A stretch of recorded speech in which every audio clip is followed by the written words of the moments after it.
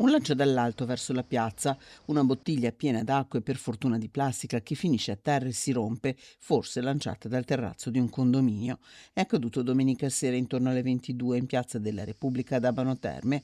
La denuncia arriva dai social da un testimone che allarmato scrive che per fortuna nessuno è stato colpito, ma che molti dei passanti nella zona pedonale sono stati sfiorati.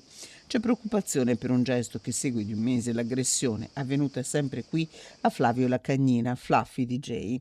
Era il 13 giugno, quando il DJ che stava lavorando in un locale della piazza era stato prima insultato, poi picchiato da un uomo che lo accusava di non avere abbassato la musica. Naso rotto, ferite all'orecchio, semidistrutta l'attrezzatura, Flavio Lacagnina aveva rimediato una prognosi di 30 giorni e presentato denuncia ai carabinieri che stanno indagando. Proprio in questi giorni, inoltre, si è rivolto a un avvocato pronto a chiedere un risarcimento per i danni fisici e anche materiali, dato che solo per gli strumenti saranno necessari oltre 2.000 euro. Nel frattempo, chi lavora in piazza racconta di disagi legati alla musica che sono stati in parte superati in questi mesi, certo mai tali da giustificare violenze.